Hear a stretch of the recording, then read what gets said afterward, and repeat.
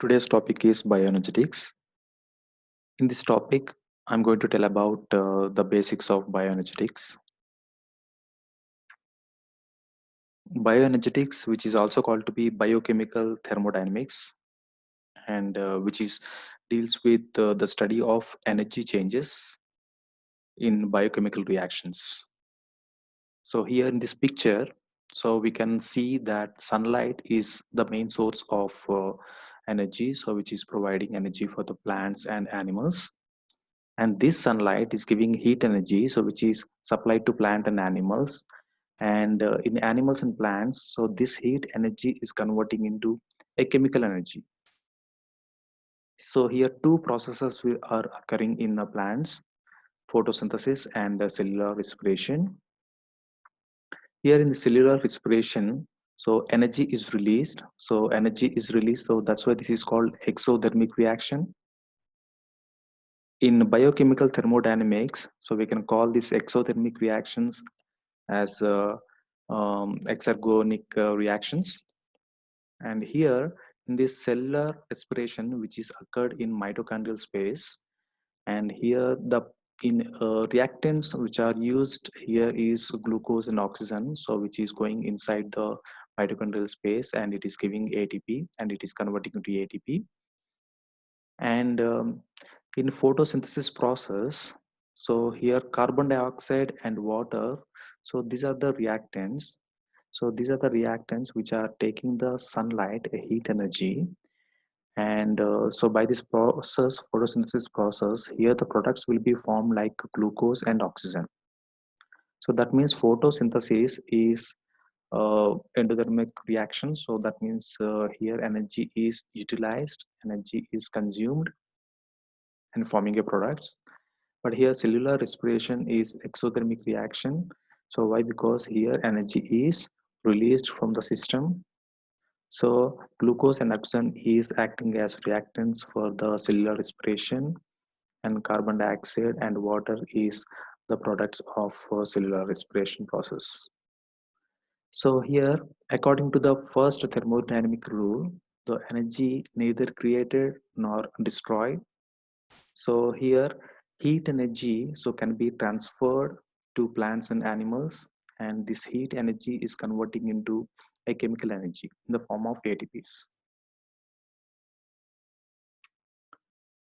So before going to the main topic, so we need to know few important terms like enthalpy. So here in this picture, so this picture will give the information regarding enthalpy.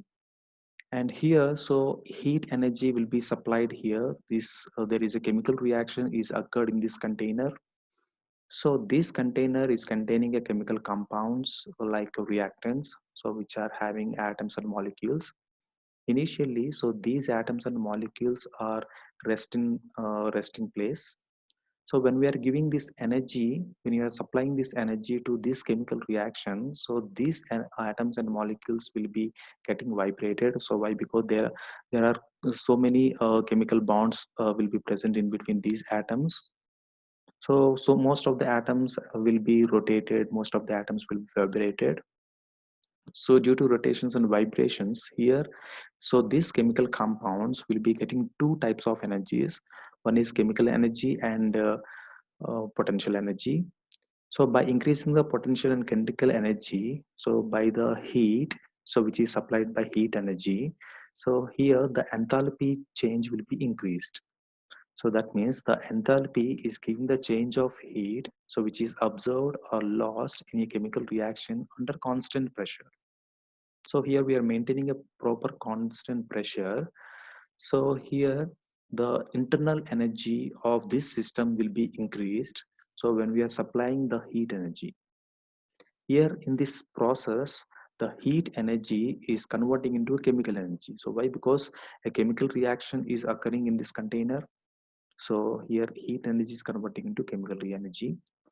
And here after increasing the chemical energy or internal energy, here the system is trying to get the stability. So it is losing some energy and again it is getting to normalizing its energy levels. So it is always trying to get the constant pressure. So this is about the enthalpy change. In this slide, so we are going to discuss about the two important things, also two important terms and differences: entropy and enthalpy.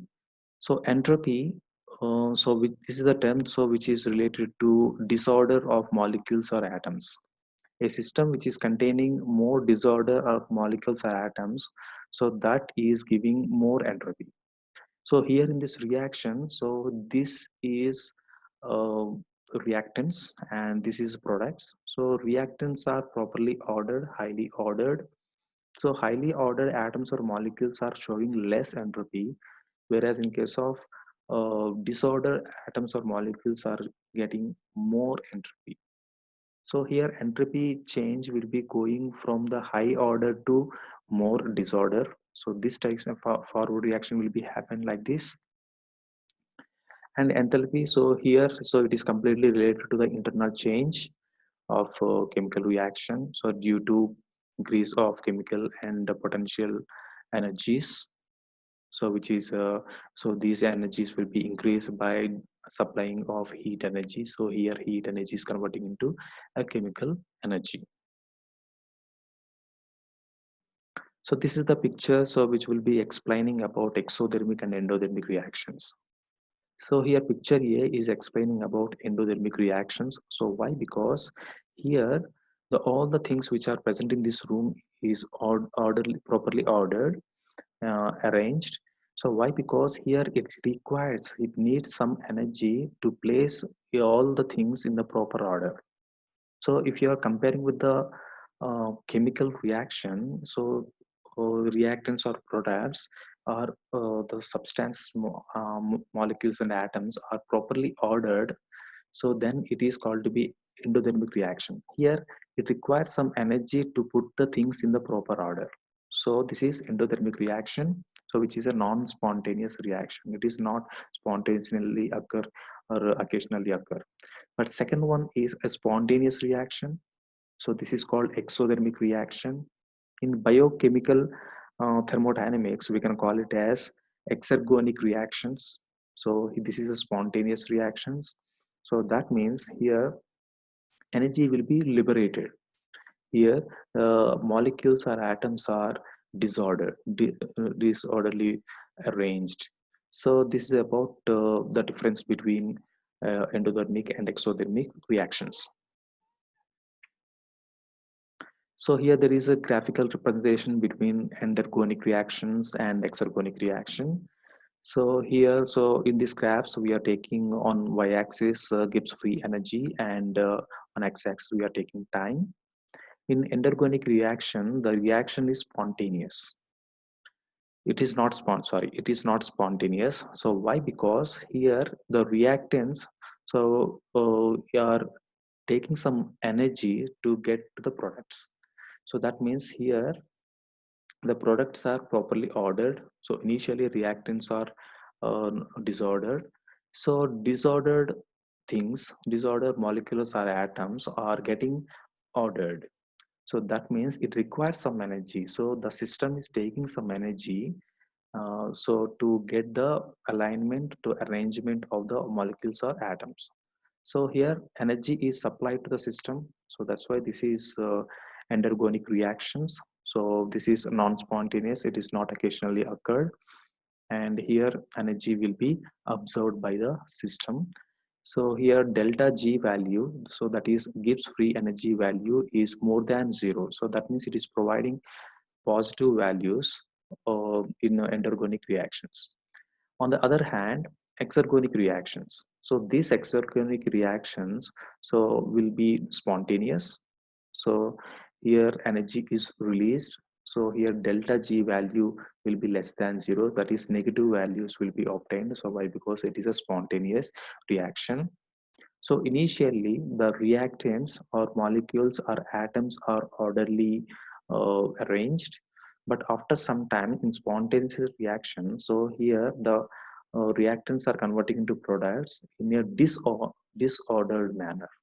So that means orderly arranged molecules or atoms are converting into disordered molecules or atoms. So this is about exergonic reactions.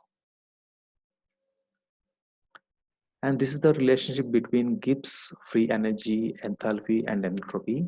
So this is very much important reaction.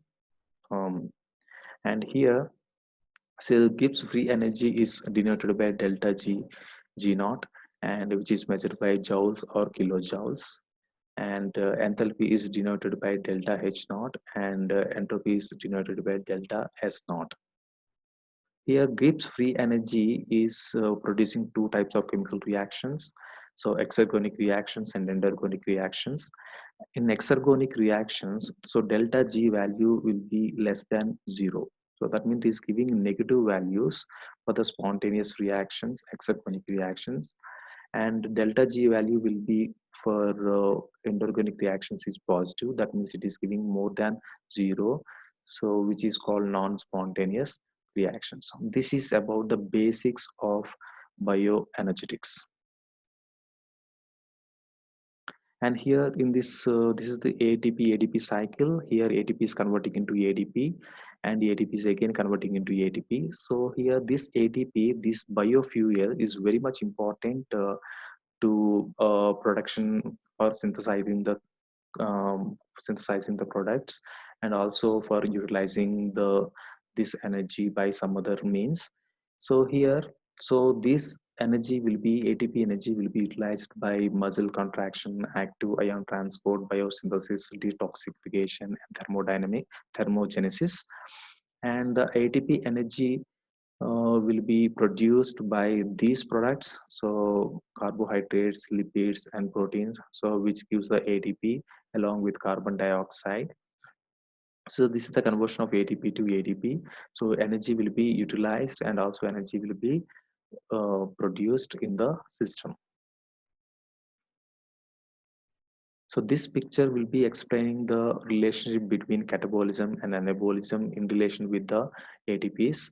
So here this catabolism process, so ATP is released. So this is called exergonic reactions. So here energy will be released. Here carbon dioxide and water is also coming out from the system, and this is exergonic reaction. That released ATP will be utilized in this means that mechanical work, transport work, and anabolic synthesis, biosynthesis processes. So here utilization is done by these means, and here by the catabolism process, here ATP will be released. So this is about ATP ADP cycle, so which is used in the cell metabolism processes. And this is the chart which is giving the information about free energy of some important energy-rich compounds. So these are the energy-rich compounds: ATP, GTP, UTP, CTP, acyl phosphate, phosphoenol pyruvate, and diphosphoglyceric acid. Here, all triphosphates, ATP, GTP, UTP, and CTP, is giving the energy like minus 7.3 kilocalorie per mole. So this is the Gibbs free energy. So here minus sign will be indicating that this process is spontaneous and this process is exothermic. So here energy will be liberated. So here phosphoenol pyruvate PEP is producing minus 13 kilocalorie per mole. So that means here it is producing the energy which is twice to that of ATP, so which is released, that is 7.3. So this is the free energy liberated from by some energy rich compounds. So this is about the basics of bioenergetics. Thank you.